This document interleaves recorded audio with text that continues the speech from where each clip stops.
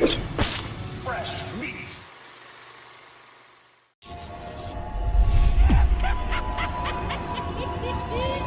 Let me jump in and say that I really enjoyed the flick. That's actually why we're here. I was watching it the other night with my wife, and we both were actually very impressed.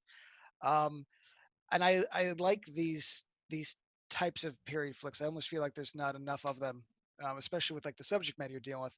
So I guess my first question is something like The Reckoning. Like, what goes into sort of researching and getting something like that off the ground? I just felt like it was very dense film, if you know what I'm saying, and it could have been easy. It wasn't easy, and it wasn't like, as with a lot of these things, you write them first, and then you figure out how you're actually going to do it second. So, like when Charlotte and I wrote it, we and with Ed as well, who kind of brought us the story, and we just went headfirst into research, and because I think I love my history, I love to be as authentic as I possibly can, and yeah, it was just doing a lot of research, a lot of books on the subject, trying to figure out what we could take from history. That because it says at the beginning it's based on true events, as opposed to being based on a true story, because I didn't want to focus on one particular version of events from the past.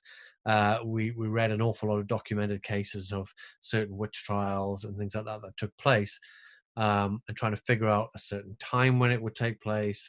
And I loved this notion, and I put it in the film a little bit, but during the Great Plague in England at the time, uh, the witch trials or witch hunting became very prevalent because a lot of the people were assuming that the plague was created by the devil, was the work of the devil, and witches were responsible for that because they were communicating with the devil. So what they did was they were hunting down all the cats in England and killing them all because they were the devil's disciples. They were the witches' familiars. But of course, what that meant was the rats could spread further because they didn't have cats to pick them off. So it literally affected the spread of the plague because they were killing cats. Um, Made more rats, more plague. So I find stuff like that just really really fascinating. You put a line in your movie too. I noticed I really liked when they were discussing if anything's real, if the girls are innocent, and the guy makes a mention of the rats, and the guy goes, "Have you seen any cats around?" And I was like, that's a Yeah, cool little cool little nod. Um, yeah. Once you ride into town, there's a whole bunch of dead cats strung up. It's like, yeah, they were killing cats left, right, and center. Um, but yeah, so it was a question of making it dense, making it rich with the feel of the time, researching all the various tortures and these poor women had to endure, and finding the ones ultimately that weren't lethal, because most of them were. Most of the trials they had to endure were like a catch-22 thing of like they throw you in a river, and if you drown, you're innocent. If you can swim, you're guilty and you get burnt alive. So there was a lot of those kind of catch-22 things. Basically, like they try and kill you. If you die, you're innocent, and if you survive, you're guilty. And if you're guilty, then you're a witch, and then you get killed anyway. It's like complete no-win scenarios. So I managed to find like three things, like the witch pricking, which is like these little spikes, and they would literally just like spike somebody, which wasn't lethal, but it was bloody painful, and you bled a lot and stuff like. And then of course the pair of anguish, which is unbelievable. It's a horrific. There's one in the Tower of London, I think it is. So it's absolutely real. is that the Um, one? I don't want to describe it because obviously I'm not trying to ruin it. But is that the one at the end? The one yeah, okay. yeah. Yeah, yeah. Ooh. And yeah, and they used that on men and women alike. They used it wherever it would go. Like sometimes, in the film, it's in one particular orifice. In other times, if it was a man, it would be a different orifice. And sometimes they would put it in people's mouths and use it that way. I mean, it's just unbelievable. The minds that come up with these things. So yeah, so it was like, okay, well, it's horrific, but somehow she will endure. When I was going to say, I think what makes this film so unique, especially, I think your timing is, I mean, it can't be planned. This has to just be magic. But I mean, you have a movie focused on a pandemic, but also, the character of Grace is such a strong, like enduring female lead. It's one of those things that people ask for, and I think this delivers on that, amazingly. Clearly, you didn't go in knowing that, but I mean, when you were writing this, did you have an idea that like that you wanted the female lead to be strong, that like the plague would play into it? I mean, obviously coronavirus is, just sort of out of nowhere, in terms of stuff like that. Well, I always knew I wanted to make a film, but that was female empowerment that dealt with somebody battling against persecution and misogyny in the witch hunt, which I wanted to make something that was as relevant now as it was then, and it is, even though it's a period film. It's like these witch hunts. There is a new version. They're still around. They just take a different shape nowadays. It's cancel culture. It's the media. It's that kind of thing. They're the new witch hunts of today. So that it's still around. It's still literally like we haven't got people literally waving pitchforks, but they are verbally waging. The trolls are verbally waving pitchforks around and saying "burner, burner, burner." So that's all still happening. Um, the plague thing was just. I mean, what can you say? It's just like an astonishing case of life imitating art. We made this in the summer of 2019. Next year, and the plague hits, and we could never have predicted that. Um, so it's just an astonishing feat of timing, really. I mean, it But makes it. yeah, it Yeah. was always like I wanted to tell a story of female empowerment and female inspiration as well, because it's not just about her surviving; it's about the inspiration she gives to others as well. Like her best friend is inspired to stand up against her husband who's beating her and things like that. So And without ruining it, one of the best parts of the film, actually, the wagon scene. yes. So yeah. Oh yeah. Um, I had to deliver on that somewhere. Like, it's possibly my most kind of restrained film in some ways. It's in other ways it's kind of more artistic and weird and twisted. But in terms of the blood and guts, I was like, okay, I'll hold back, but then at some point I've just got to give them that moment that get the crowd cheering. yeah, you got a verbal "oh shit" out of me. Yeah, just yeah, and me, just, oh shit, But another thing I noticed, which I thought was really interesting, is, uh, and correct me if I'm wrong, but you edited this movie as well, right? Yes. Yes, and so Yeah, this yeah. is your third, at least in terms of the ones you've written and directed: Doomsday, Dog Soldiers, and now this.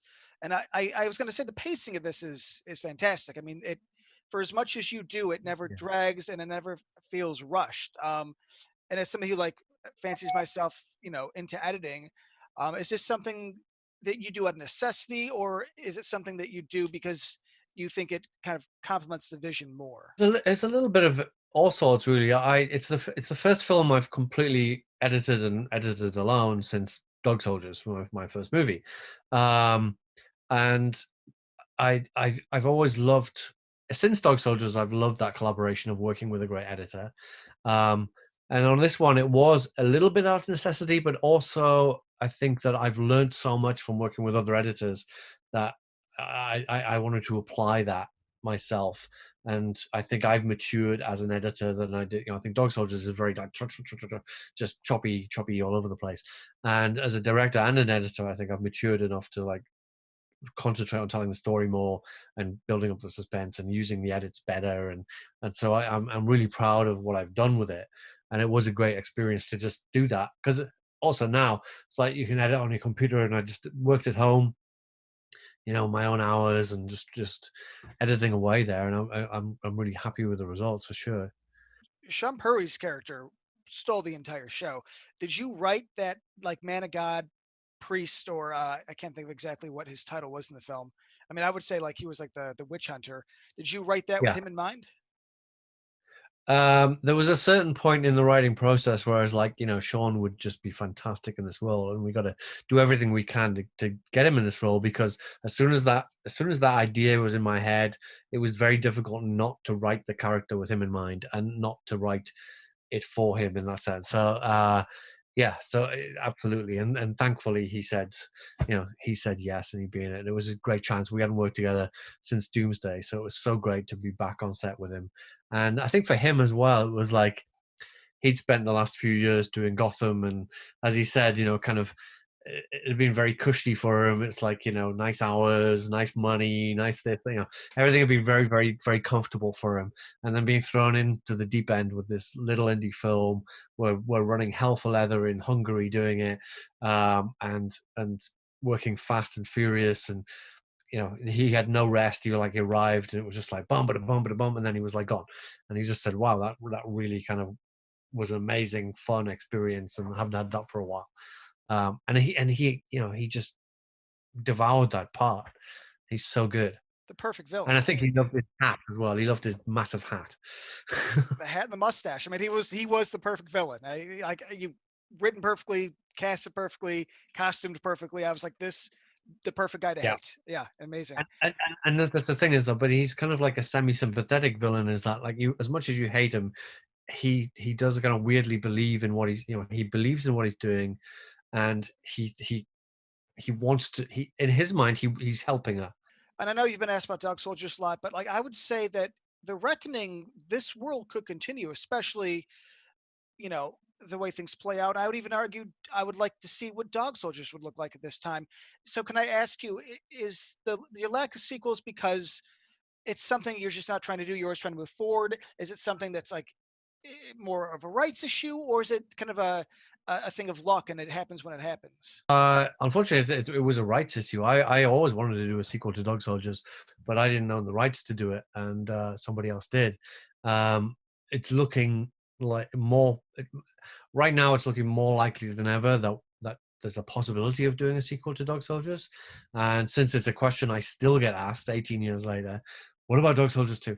I'm itching to do it. I'd love to do it. And I haven't figured out what the hell the story would be, but just the idea of doing Dog Soldiers 2 now, if people want to see it, hell, I'll make it for them, absolutely. And I know that, you know, I've talked to Kevin McKidd about it because he's the only surviving cast member from the original. He's up for it. Yeah, Cooper, So, right? you know, Yeah. we want to make it happen somehow. I've always been up for the idea of doing sequels to my movies or whatever, but I just haven't had the opportunity. Um, uh, you know, with The Reckoning, certainly leave it open-ended. I would love to do a follow-up as to where the story goes next, because the thing about, in terms of history, the year of the Great Plague, 1665. The following year, 1666, was the year of the Fire of London. So I was like, oh, that's great. We'll do something with the Fire of London next. But we have to wait and see. We have to wait and see. Well, I mean, it comes out next Fridays, like at least on VOD and digital. So, but All right. I Well, we'll appreciate. see. Confess!